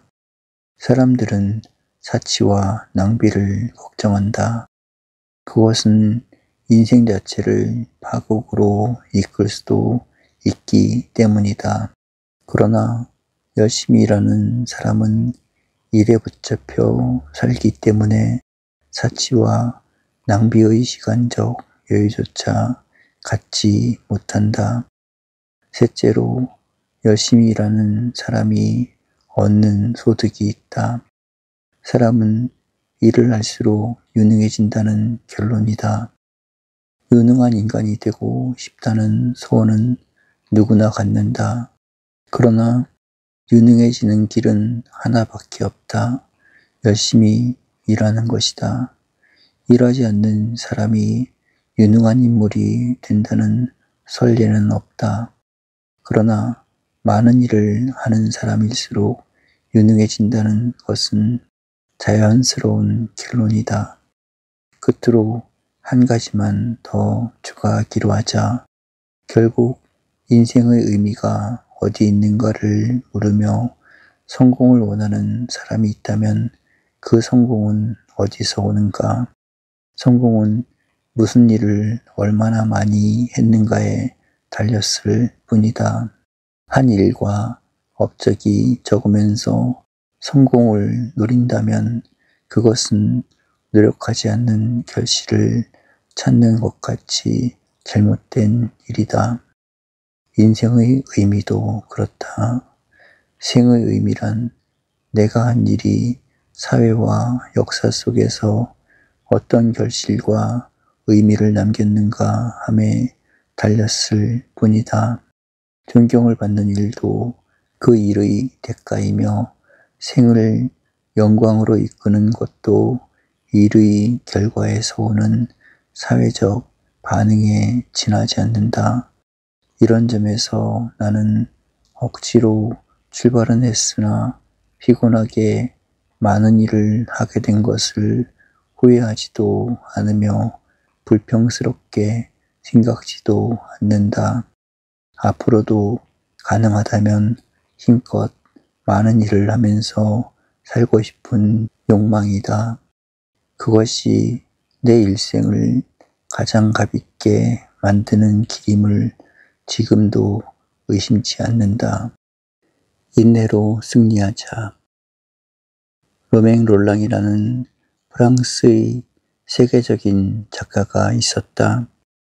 그는 서양을 대표하는 영웅은 나폴레옹이었고 동양을 상징하는 위인은 간디라고 말한 바 있다. 서구인과 나폴레옹은 힘을 가지고 정복하는 성격의 소유자이나 간디와 동양인들은 정신적 인내력으로 승리하는 전통을 지녀왔다. 그래서 나폴레옹은 파괴한 후에 건설하지만 간디는 파괴의 과정을 밟지 않고 무저항으로 승리를 거두곤 했다.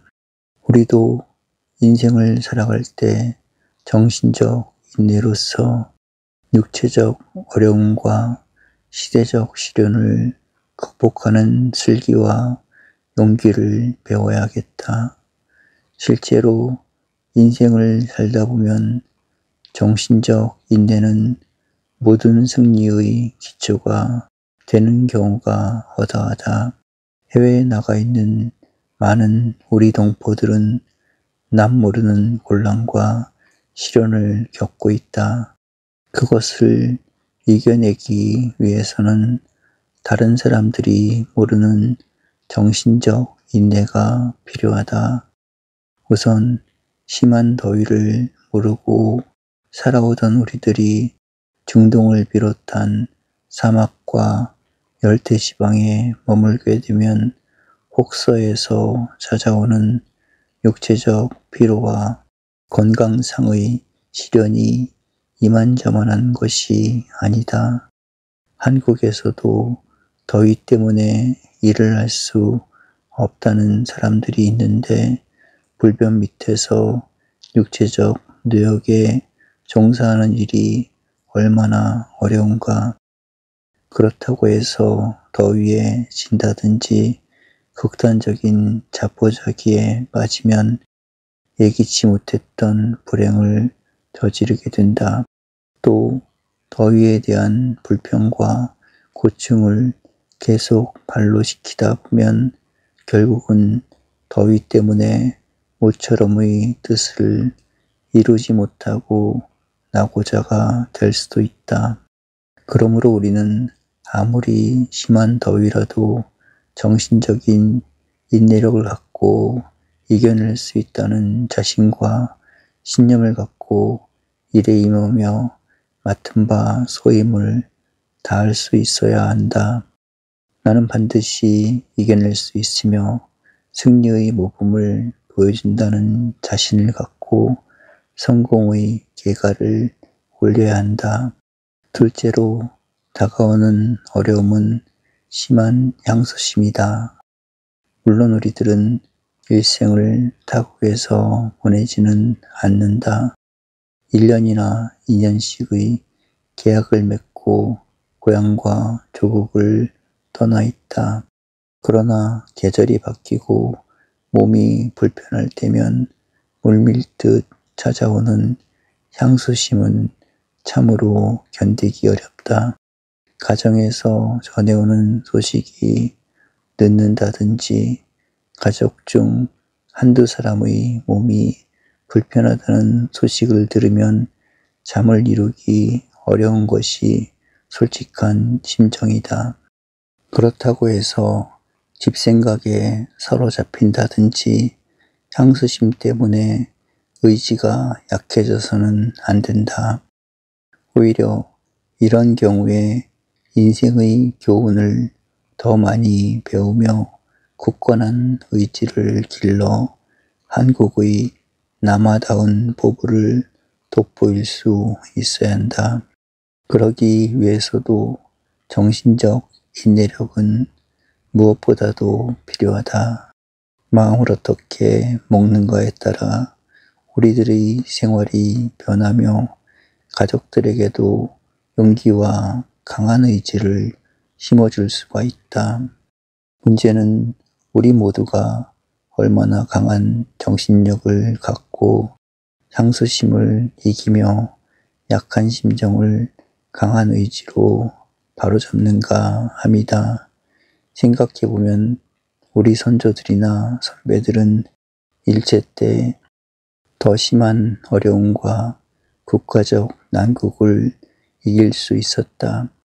그들은 가정과 조국을 영구히 떠나면서 생명의 위험까지도 무릅쓰고 독립운동에 참여하곤 했다.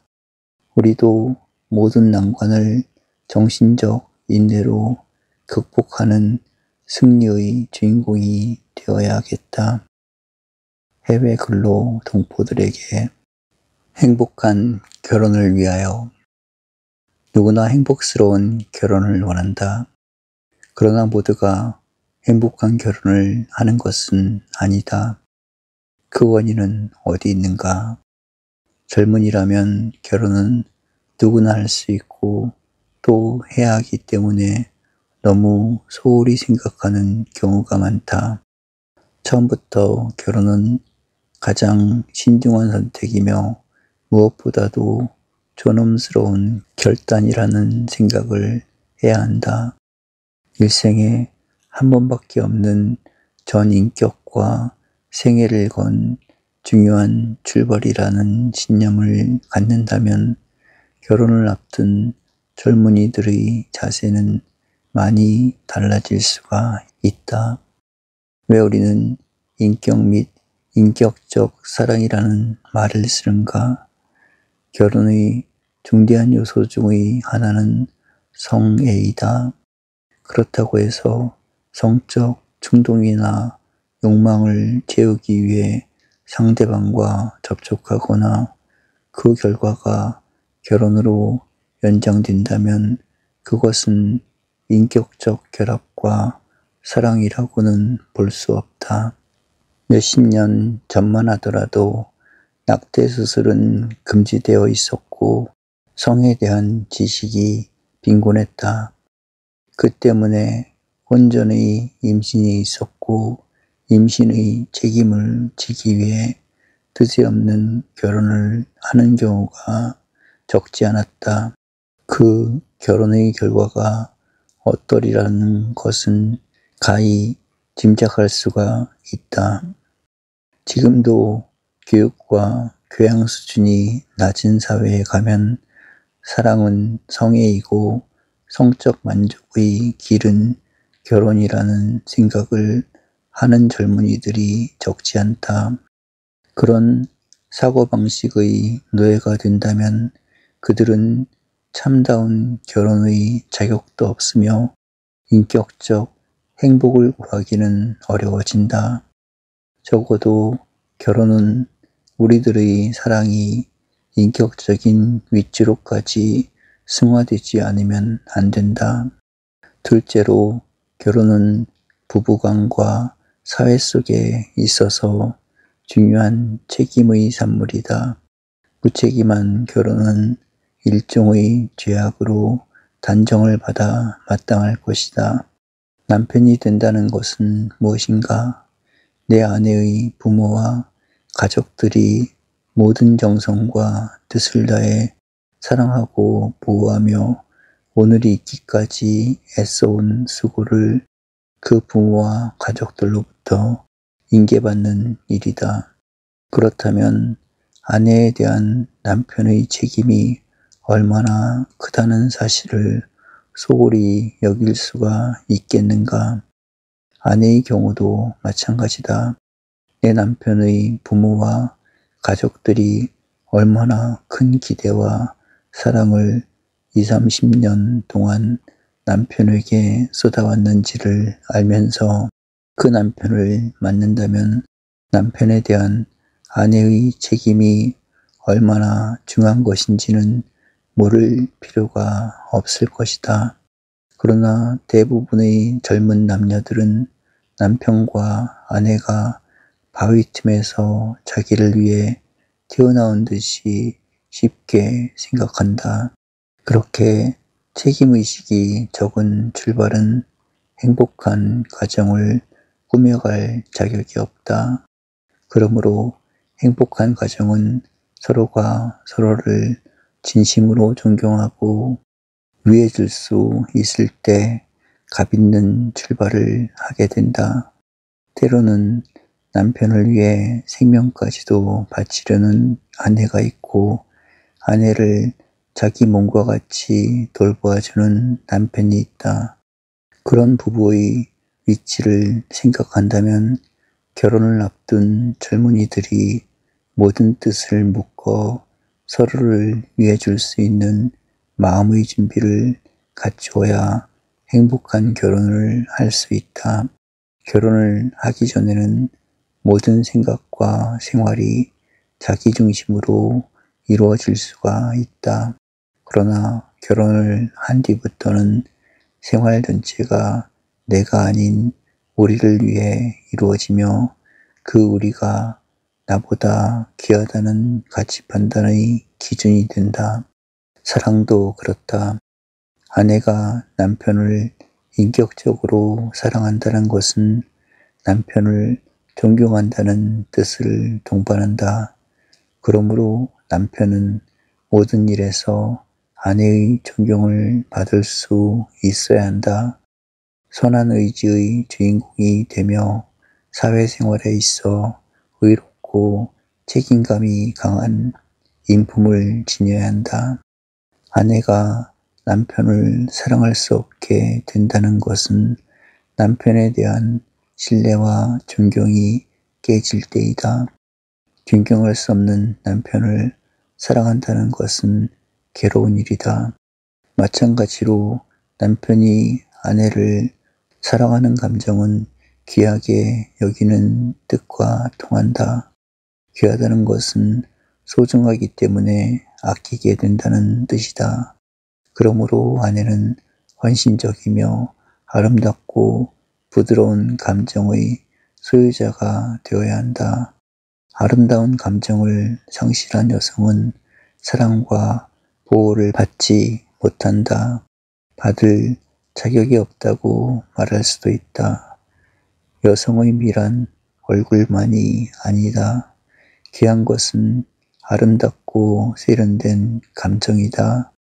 그래서 남편의 사랑과 보호를 차지하게 된다. 어떤 사람들은 결혼에도 목적이 있는가 하고 묻는다. 결혼할 때부터 목적이 있어 결혼한다는 생각은 약간 어색하게 들린다. 그러나 결혼 생활이 계속되는 동안에 결혼한 부부는 가정을 통한 그리고 가정을 위한 목적을 발견하게 된다. 가산을 모으는 일, 자녀들의 교육을 뒷받침하는 일, 이웃들과의 책임 있는 교제 등이 모두 중요한 일로 떠오른다. 그러나 한 가지 사실은 잊지 않아야 한다. 이웃과 사회에 대하여 봉사하는 가정이 영광을 누리며 그 영광된 가정은 가장 높고 귀한 행복을 얻게 된다는 사실이다. 그 사실을 체험한 사람은 결혼과 가정의 목적을 계속 높여가게 된다. 가장 값진 행복을 위해서